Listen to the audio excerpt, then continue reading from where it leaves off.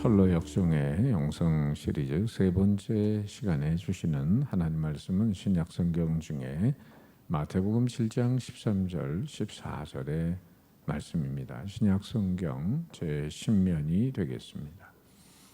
신약 성경 10면 마태복음 7장 13절 14절의 말씀을 봉독할 때 살아계신 주님의 음성을 들으실 수 있기를 바랍니다.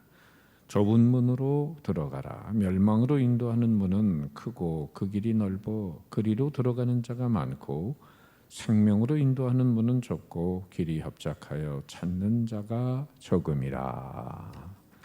아멘. 아멘. 일제기 실존주의 철학자 키엘케고르는 이것이냐 저것이냐라는 책을 썼습니다. 그 책에서 그는 이런 말을 합니다.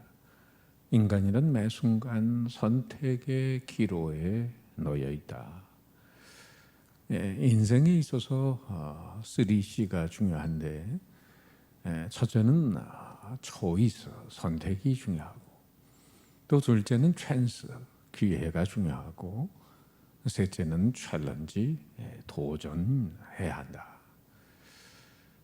그런데 여러분 무엇보다 올바른 선택이 선행돼야 합니다. 언제나 선택은 기회보다 앞서야 합니다. 왜냐하면 기회라고 아무거나 잡는 것이 아니라 가장 합당한 것을 먼저 선택을 해놓고 그 기회를 붙잡고 도전해야 합니다. 밑 빠진 독에다가 물을 잔뜩 부으면 뭔 소용이 있겠어요. 밑이 빠지지 않는 독을 먼저 선택을 해놓고 그리고 노력을 기울여야 하는 거죠.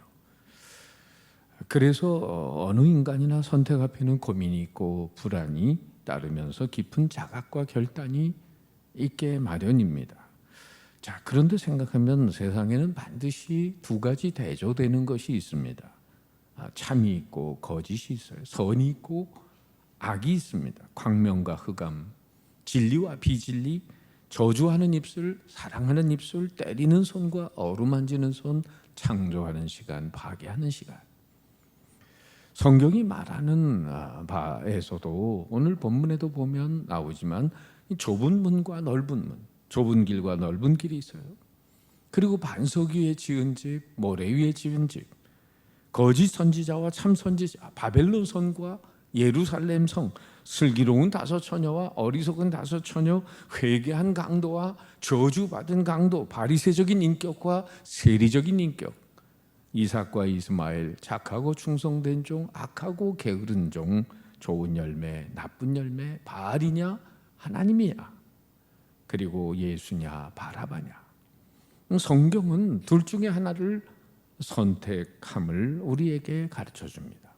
그러니까 성경의 인물 중에 아브라함, 모세, 요셉, 다니엘, 사도 바울, 예수님처럼 의로운 선택을 하면서 축복을 받은 사람들이 있습니다마는 아담, 에서, 아간, 아브라함의 조카 롯, 다윗의 아들 압살롬, 그리고 사울왕 부자 청년 가룟 유다처럼 잘못된 선택을 함으로 어두운 운명을 맞이한 사람들도 있는 것입니다.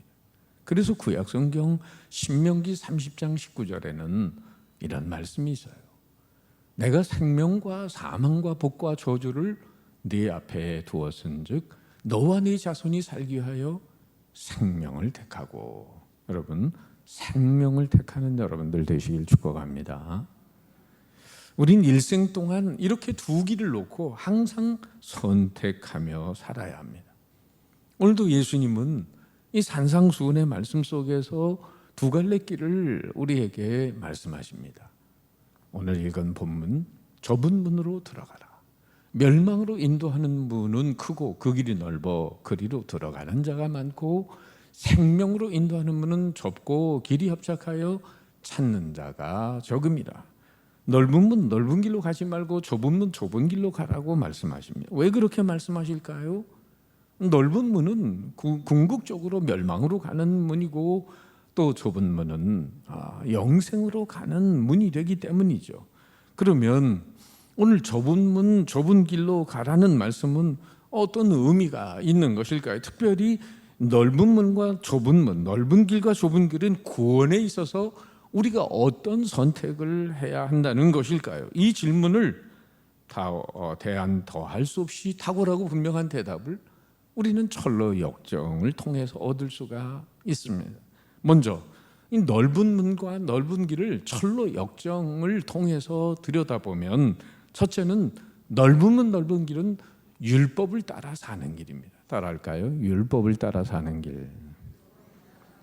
이 주인공이 절망의 늪에서 빠져나와서 도움을 받고 나온 지 얼마 안 돼서 크리스천은 새로운 인물을 만나게 됩니다. 그 이름을 세속지혜, 월들리 와이즈맨이라고 해요. 그는 크리스천에게 다가와서 어쩌다 이렇게 형편없는 몰골을 하고 무거운 짐을 지고 도대체 어디로 가는 겁니까? 라고 묻습니다. 그러자 크리스천은 전도자의 말을 듣고 좁은 문으로 가고 있습니다 대답했어요. 세속지혜는 그 무거운 짐을 내려놓고 쉽게 안전한 길로 안내하겠다면서 저 윗마을, 소위 도덕골, The village called morality라고 하는 이 도덕골을 가리킵니다. 그곳에 가면 율법 어른을 만날 수가 있다 하면서 그 크리스찬의 어깨에 짊어진 무거운 짐을 덜어줄 것이라고 말했습니다. 혹시 그가 출타 중이면 그의 아들 예의라고 하는 사람을 만나라고 친절하게 가르쳐 줍니다. 이것이 이 세속 지혜가 안내하는 구원의 길을 상징합니다. 그냥 율법을 지키고 예의 바르게 살면은 누구나 구원을 받을 수 있다는 겁니다. 사실 이 땅에 많은 사람들이 그렇게 생각하고 있잖아요. 율법과 도덕 혹 예의를 지켜 구원을 추구하는 상식의 길이 여러분 바로 넓은 문, 넓은 길입니다. 그런데 여러분, 인간이 과연 자신의 선행과 도덕으로 구원을 받을 수 있겠습니까? 영생의 축복을 누릴 수가 있겠습니까? 아담의 부패한 본성을 가지고 태어난 인생은 한편에서 죄를 짓고 한편에서 그걸 가리기 위해 선행을 하고 인간이 만든 수양종고로 포장을 합니다. 마치 선악과를 먹고 벌거벗은 수치를 가리기 위해 무화과 나무잎으로 그것을 가리는 것과 같은 것입니다. 언젠가도 말씀드렸지만 강도가 어느 집에 들어가서 1,000만 원을 훔쳤어요. 그리고 나오다가 보니까 아주 찢어지게 가난한 사람이 있어요. 그 집에 500만 원을 던져줬어요. 그리고는 나오다가 경찰에 붙들려서요. 자, 질문. 이 사람은 1,000만 원어치의 죄인입니까? 500만 원어치의 죄인입니까? 이 사람은 실정법상도 1,000만 원어치의 죄인입니다. 그 남의 훔친 돈 가지고 남 500만 원 도와줬다고 이 사람의 죄가 사해지지 않아요. 덜해지지 않습니다. 바로 인간의 선행으로 인간의 죄를 덜 수 없다는 얘기죠. 그래서 사도 바울은 로마서 3장 20절에 이렇게 말합니다. 그러므로 율법의 행위로 그의 앞에 의롭다 하심을 얻을 육체가 없나니 율법으로는 죄를 깨달음이니라. 여러분, 신호등 잘 지키면서 운전한다고 누가 그렇게 대단히 칭찬해 줍니까? 그냥 안전하게 지나가면 그만이고, 그러다가 혹이라도 신호등을 어겨가지고 교통순경 서 있는 거 보면 이 갑자기 죄의식이 사로잡히면서 아이고 걸렸구나. 오히려 죄책감을 가지고 사는 사람들이 더 많을 수가 있습니다. 결국 율법을 지켜서 계명을 지켜서 구원받는 인생은 없는데도 예수님 당시에 수많은 유대인들이나 오늘을 살아가는 수많은 사람들은 깨어진 양심의 법과 그리고 인간의 죄를 고발하는 율법을 형식적으로 지켰다는 명목으로 구원의 문을 열고 들어갈 수 있다고 착각하고 있는 것입니다. 그래서 철로 역정의 주인공, 언덕을 오르다가 먼 산 위에서 번갯불이 번쩍이고 내성이 울리고 불길이 솟는 것을 보면서 공포에 사로잡힙니다. 그리고 어깨에 짊어진 짐은 더 무거워지고 식은 땀을 줄줄 흘러요. 그가 힘겹게 오르는 산은 바로 모세가 율법을 받은 신의 산이었습니다. 율법이 뭡니까? 율법은 하라고 하지 말라는 계명으로 이루어집니다. 우리는 하나님이 혹은 양심이 명하는 바를 따라서 해야 할 것은 하고 하지 않을 것은 하지 않으면 하나님 앞에 의롭다함을 받고 구원을 받을 것이라고 생각합니다. 그러나 결국 이 율법은 우리를 어디로 인도할까요? 이 대목에서 저자인 존 버녀는 갈라디아서 3장 10절을 인용합니다. 같이 한번 읽어보죠. 시작. 무릇 율법 행위에 속한 자들은 저주 아래에 있나니 기록된 바 누구든지 율법책에 기록된 대로 모든 일을 항상 행하지 아니하는 자는 저주 아래에 있는 자라 하였습니다.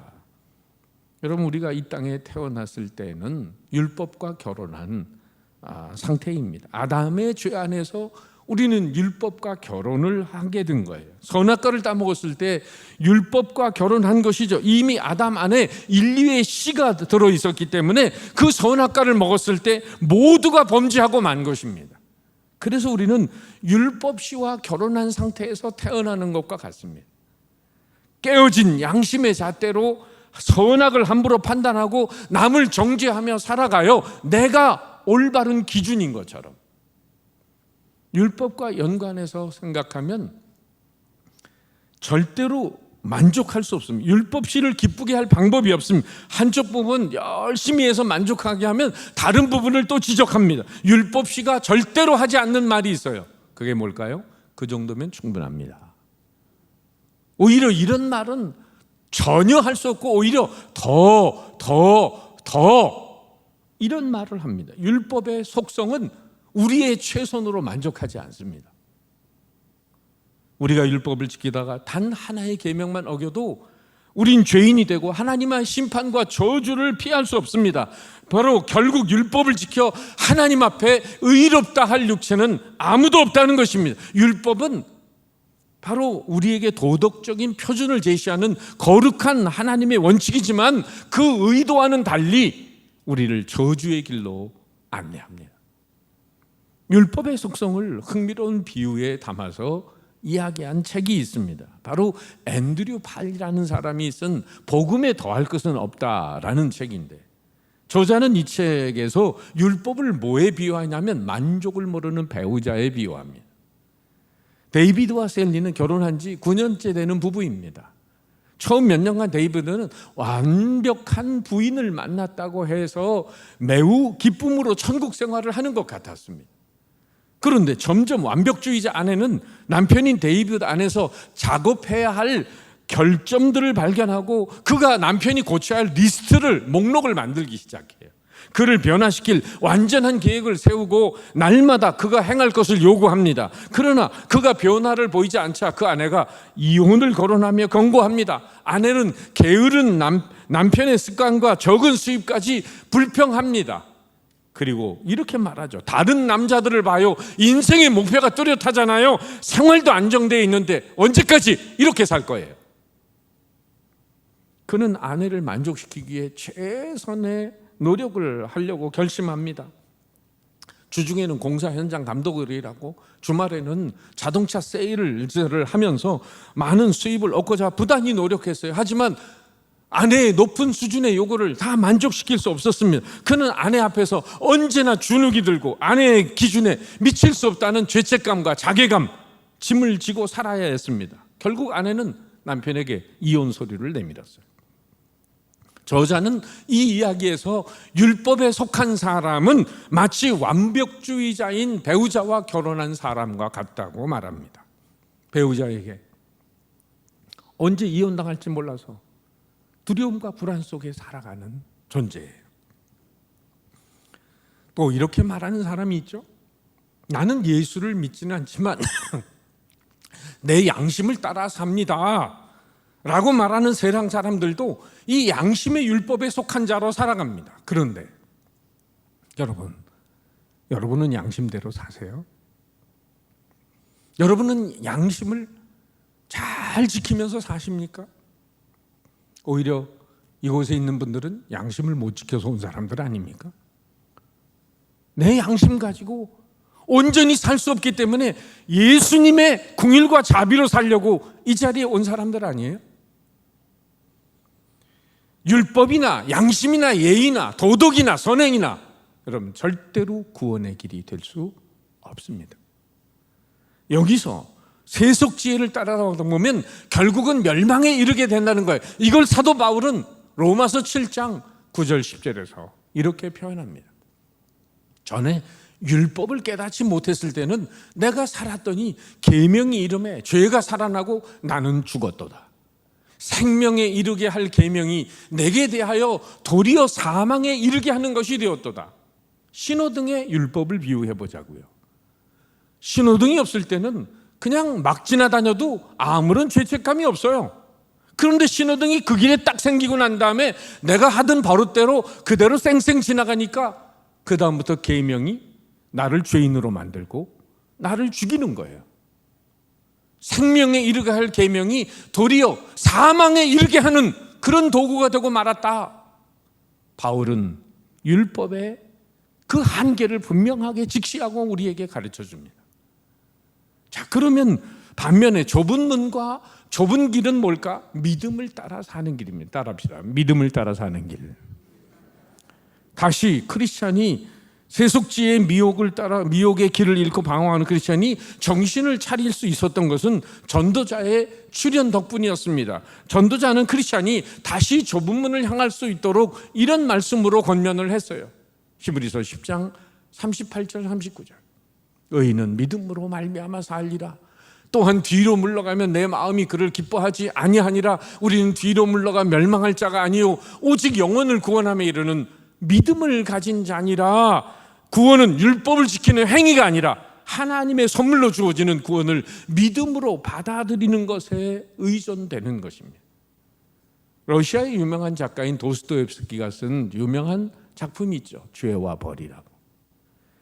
이 죄와 벌의 개념은 기독교가 가지고 있는 바로 중요한 원리인 율법의 원리를 잘 나타내줍니다. 율법에 의하면 죄를 지으면 벌을 받아야 한다는 거예요. 하나님의 공의가 그렇습니다. 그러나 다행스러운 것은 이 기독교가 율법의 원리만 가지고 있지 않다는 겁니다. 하나님은 율법으로만 우리를 다스렸다면 하나님 앞에 설 수 있는 인간은 아무도 없습니다.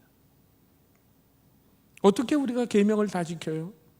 계명을 못 지키는 것에 따라서 언제나 참회의 기도를 드리고 있는 건데, 이런 얘기가 있어요. 미국의 유명한 아이언사이드라는 목사님이 계세요. 가끔 그분이 한 얘기를 인용할 때가 있죠.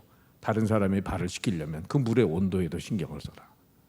이 말씀을 하신 목사님인데 교회에서 회의를 하고 있는데 어느 젊은이가 딱 일어나더니 이렇게 아주 금속성의 날카로운 소리로 외치는 거예요. 법대로 합시다, 목사님. 이때 아이언사드 목사님이 그 젊은이를 향해서 이렇게 말했습니다. 형제여, 하나님이 만약에 그대를 법대로 했다면 그대의 영혼은 이미 지옥의 나락으로 떨어졌을 거예요. 하나님은 율법의 원리만을 가지고 계신 것이 아니라 바로 또 하나의 중요한 원리를 가지고 계신데 그것이 바로 은혜의 원리입니다. 따라합시다. 은혜의 원리. 하나님의 은혜가 우리를 감싸주신다는 거죠. 세계적인 기독교 작가 필립 얀시가 쓴 놀라운 하나님의 은혜라는 책이 있는데 그 책의 4장에 보면 영국에서 열렸던 비교 종교학 회의를 소개하고 있어요. 여러 종교를 비교하는 학회가 열렸는데 이런 질문이 제기됐어요. 기독교가 가지고 있는 독특한 특성이 뭐냐? 그래서 여러 학자들이 얘기를 하는데 기독교 신앙에 어떤 사람은 일어나서 그건 바로 성육신의 교리입니다. 하나님이 사람의 몸을 입고 이 땅에 왔다는 것, 이것만이 정말 기독교가 가지고 있는 독특성 아닙니까? 그럴 때 어떤 사람이 대답하기를 다른 종교 문헌에 보니까 신이 인간의 몸을 입었다는 이야기도 나오던데요. 하니까 또 다른 분이 일어나서 기독교의 독특성은 아무래도 부활 사상에 있지 않겠습니까? 확실히 부활은 기독교 신앙과 교리의 독특한 사상임에는 틀림이 없습니다. 부활 신앙 위에 교회와 우리의 신앙이 세워졌어요. 그러나 누군가 말하기를 다른 종교에도 죽은 사람이 환생했다는 뭐 이런 얘기가 있던데요.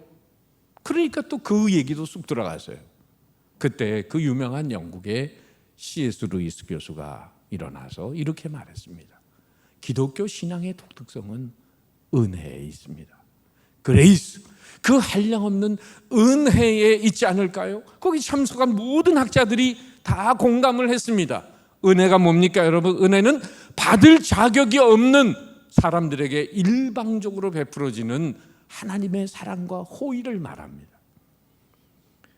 그러니까 기독교 신앙의 독특성은 율법의 원리가 아니라 은혜의 원리에 달려 있다는 것이죠. 그래서 바울은 말합니다. 에베소 2장 8절 다 같이 시작.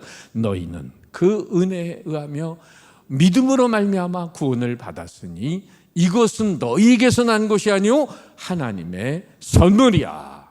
그 이어지는 말씀은 행위에서 난 것이 아니니 이는 누구든지 자랑하지 못하게 하려 함이니라. 행위로 구원받는 인생은 아무도 없고 오로지 하나님의 은혜가 먼저 임했고 우리는 믿음으로 말미암아 하나님께 구원을 받았다라고 말합니다.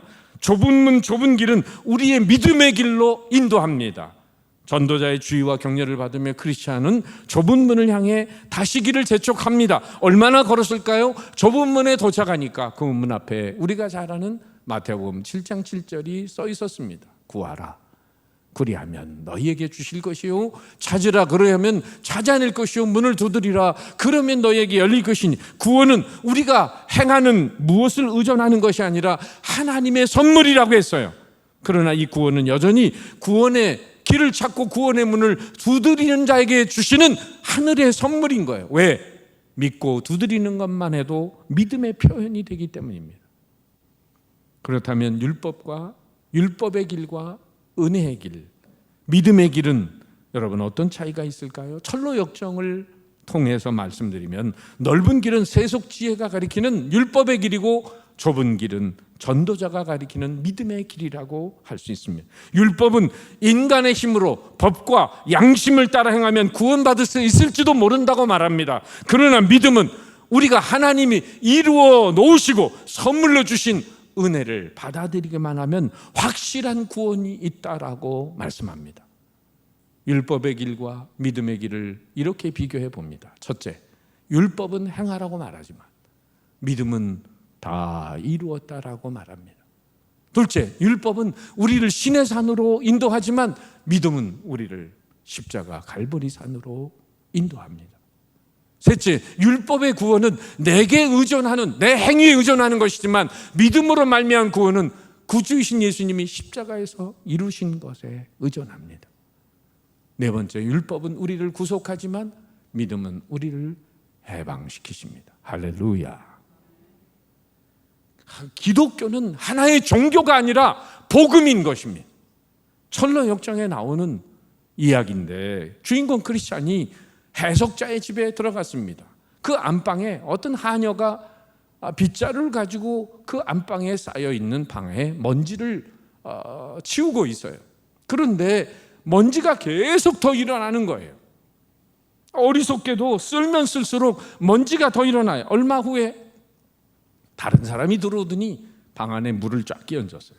그리고는 잔잔해진 먼지를 찬찬히 쓸어냈습니다. 여러분, 뭘 비유하는 걸까요? 여기서 큰 방은 인간의 마음입니다. 먼지는 죄를 의미합니다. 빗자루는 율법입니다.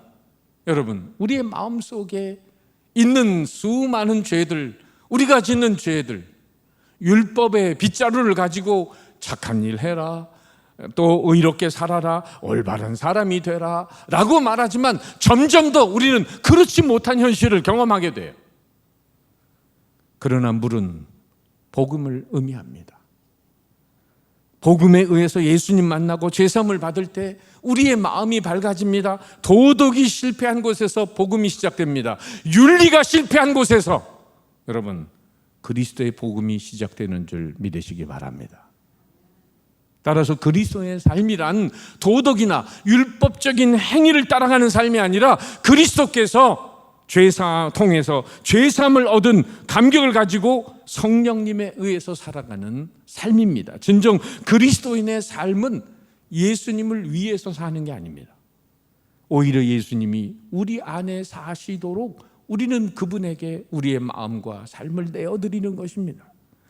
바로 그러면 그분이 내 안에서 나를 변화시키는 거예요. 왜 우리의 인생이 변하지 않을까? 그분이 내 안에서 나를 주장하도록 만들어 드리는 게 아니라 여전히 교회에 나와도 이렇게 저렇게 겉으로 봉사하면서 속은 하나도 안 변하거든. 속은 어둠에 먼지로 가득 차 있는데 밖에서 빗자루 가지고 청소하는 것처럼 이렇게 저렇게 봉사와 어떤 예의의 흉내를 내고 있지만은 사실 안에 있는 문제는 하나도 해결이 안 되거든요. 예수님도 아버지 하나님 안에서 거하시는 삶을 통해 하나님의 영광을 드러내셨어요. 예수님은 매일 아침 이렇게 기도하지 않으셨으면 하나님, 제가 오늘은 뭘 해드릴까요? 이렇게 기도하신 적이 한 번도 없어요. 아버지 안에 거하시는 삶을 통해 오히려 하나님께서 자기를 통해 놀라운 일을 행하시기를 기도하셨어요. 그래서 예수님은 요한복음 14장 10절에 고별 이제 제자들과의 마지막 다락방 강화라는 그 고별 메시지를 통해서 이런 말씀을 하세요. 내가 아버지 안에 거하고 아버지는 내 안에 계신 것을 네가 믿지 아니하느냐? 내가 너에게 이르는 말은 스스로 하는 것이 아니라 아버지께서 내 안에 계셔서 그의 일을 하시는 것이라. 자, 그런데 오늘 주신 말씀 좁은 문으로 들어가라고 권면하시는데도 심지어 불신자나 믿는 사람조차도 이 넓은 문으로 가는 유혹을 받고 있는 이유가 있다면 뭘까요? 그 해답은 여기 있어요. 14절에 생명으로 인도하는 문은 좁고 길이 협착하여 찾는 자가 적음이라. 여러분, 들어가는 문만 좁고 그 다음에 넓은 길이 열린다고 한다면 누가 안 가겠습니까? 그런데 좁은 문에 이어 좁은 길로 가야 한다라고 말씀하시니까 사람들이 꺼려합니다. 천국은 좋은데 천국 가는 좁은 길 얘기는 싫어합니다. 예수님은 좋은데 예수님 말씀대로 사는 것은 싫어합니다. 천국은 가고 싶은데 세상이 너무 좋거든요. 그러니까 좁은 문을 선택하지 않는 이유가 있다면 영생으로 가는 문은 문만 좁은 게 아니라 이어지는 길도 협착하기 때문입니다. 여러분, 그것이 그러나 신앙의 길이에요. 좁은 문에 이어서 좁은 길을 따라가는 것이 신앙의 바른 길입니다. 한 번의 비장한 각오와 결단으로 좁은 문을 통과하기만 하면 그 다음에 모든 것이 끝나는 게 아닙니다. 오히려 좁은 문은 시작일 뿐이에요. 어떤 분은 그런 얘기합니다. 예수 처음 믿는 게 어렵지 일단 믿고 나면 쉬워요. 새빨간 거짓말입니다. 여러분, 믿고 난 후에도 좁은 문을 들어간 뒤에 좁은 길로 걸어가는 것이 신앙의 길입니다. 대학 입시 관문 서울대학 들어가기 어렵습니다. 어렵게 열심히 노력해서 인류대학에 들어갔어요. 그런데 대학에 들어가서 매일 술 마시고 게임하고 도박하고 놀자판이면 여러분 졸업이 보장이 될 수 있을까요? 또 어려운 그 교제를 하면서 두 사람이 결혼에 골인했어요. 그런데 그 다음부터 아무런 사랑의 노력이 없이 정말 행복한 가정을 이루어갈 수 있을까요? 이런저런 인생의 굴곡을 거쳐서 주님을 만나고 예배 드리기 시작했어요. 하나님의 백성이 됐어요. 그런데 신앙에 입문하기는 어려울 수 있어요. 그러나 교회에 나오면 그 다음부터 가만히 있으면 자동적으로 성숙한 신자의 반열에 서게 되던가요? 철로 역정의 주인공 크리스찬이 주저하며 좁은 문을 두드리는 순간 선의가 나오면서 누구를 찾아오셨나요? 그럴 때 크리스찬은 저는 멸망의 도시를 떠나 시온산으로 가는 길입니다. 저 같은 죄인도 받아주실까요? 크리스찬이 말하자 선의가 온 마음을 다하여 환영을 하면서 요한복음 6장 37절을 인용합니다. 아버지께서 내게 주시는 자는 다 내게로 올 것이요 내게 오는 자는 내가 결코 내쫓지 아니하리라. 선의는 그를 잡아당기면서 더 안으로 들어오라고 하면서 이런 얘기를 합니다. 그런데 이 문에서 좀 떨어진 곳에 이 귀신의 왕 바알세불의 성체가 있는데 이 좁은 문을 통과해서 좁은 길로 가는 사람들에게 화살을 쏘아댄답니다. 그러나 안심하세요. 저 앞에 보이는 좁지만 곧은 길로 가시면 돼요. 우리의 믿음의 선조들이 닦아놓은 길이거든요. 무슨 의미죠? 마귀는 끊임없이 좁은 문을 통과한 성도들을 향해서 불화살을 날린다는 거예요. 그 좁은 길을 가지 못하도록. 넓은 문, 좁은 문, 넓은 길, 좁은 길로 나누며 두 갈래 중 하나는 멸망의 길이요 나머지는 생명의 길인데 그리스도의 장성한 분량에 이르도록 자신을 말씀과 성령으로 쳐서 복종시키는 일이 없이는 곱비 풀린 망아지처럼 속물 인간이 되어버리고 마는 것이죠. 그래서 그 유럽을 뛰어다니며 복음을 전한 성경 신약성경 27권 중에 13개의 서신을 쓴 그 위대한 사도 바울도 오죽하면 이런 고백을 하겠습니까? 내가 내 몸을 쳐 복종하게 하면 내가 남에게 복음을 전파한 후에 자신이 도리어 버림을 당할까 두려워함이로다. 남에게 복음을 전파해도 겉으로 하나님을 해도 속으로 내 영혼을 관리하지 않으면 썩어 문드러지는 인간이 된다 그 말이에요. 현대인들에게 체질화된 생리적 병적 요소가 두 가지가 있다면 뭘까? 안일주의와 실리주의입니다. 이 병리적 철학이 신앙 안에도 스며들면 예수를 믿어도 편하게 믿으려고 해요. 독일의 신학자 보네포 목사님은 일찍이 이런 말씀을 하셨습니다. 값싼 은혜가 오늘날 교회의 가장 치명적인 원수다.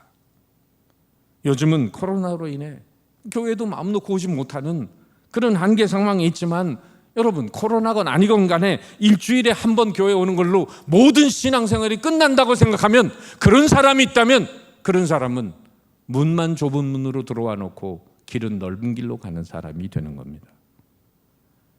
하나님의 은총 가운데서 좁은 문을 열고 교회의 문을 열고 들어온 다음에 일상생활 속에서도 말씀의 문, 기도의 문, 전도의 문, 봉사의 문, 섬김의 문을 열어야 합니다. 여러분 목회자의 보람과 행복은 어디 있을까요? 오늘 말씀에 잇대어 말한다면 좁은 문을 거쳐 좁은 길로 가는 성도들이 늘어나는 모습을 보는 겁니다. 어렵게 신앙에 입문한 분들이 처음에는 신앙의 가장자리를 맴돌다가 교회 안에 정착을 하기 시작하면서 양육체계 안으로 들어오고 말씀의 훈련을 닦으면서 인격과 삶이 서서히 변하기 시작하고 급기야는 다른 영혼을 섬기는 말씀 사역자들로 세워져서 그 말씀을 전달하는 수고하는 영혼들을 보면 얼마나 신이 나는지 몰라요.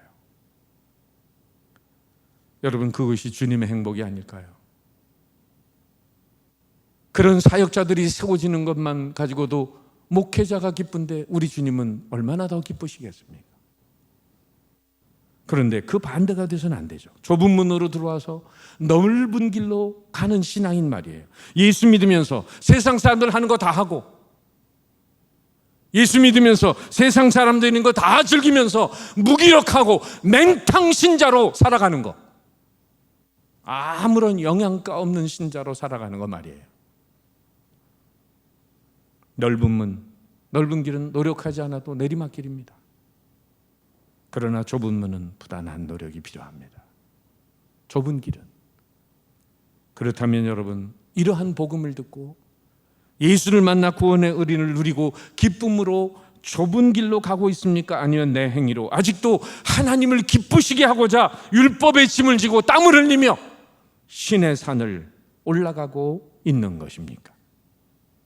넓은 문, 넓은 길로 가고 있다면 당장 돌이켜서 주님이 기뻐하시고 준비하신 구원의 문을 향해 나가야 합니다. 망설이지 말고 돌이켜야 합니다. 구원의 하나님께 나를 구원해 달라고 말하십시오. 우리의 공로나 행위가 아니라 예수님의 공일과 자비로 우리를 당신의 품 안으로 인도해 달라고 말입니다. 그리고 좁은 문으로 들어섰다면 내내 좁은 길로 가는 것을 주저하지 마시기를 바랍니다. 그 길로 가다 보면 거기에는 놀라운 기적과 영광과 하나님의 축복이 수도 없이 예비되어 있기 때문입니다. 그래서 주님은 오늘 이렇게 말씀하십니다. 좁은 문으로 들어가라. 멸망으로 인도하는 문은 크고 그 길이 넓어 그리로 들어가는 자가 많고, 생명으로 인도하는 문은 좁고 길이 협착하여 찾는 자가 적음이라. 기도하겠습니다. 사랑의 주님, 많은 세상 사람들이 가고 있는 넓은 문, 넓은 길로 가지 않고 저희를 주님이 가신 좁은 문, 좁은 길로 인도해 주시니 감사드립니다. 율법의 행위로 의롭다함을 받고 구원받을 육체가 없는데도 불구하고 계명과 양심의 법을 어기며 살면서도 한편으로 인간의 선행과 수양 종교로 구원받으리라 생각하며 넓은 문, 넓은 길로 달려가는 영혼들을 불쌍히 여겨 주시옵소서.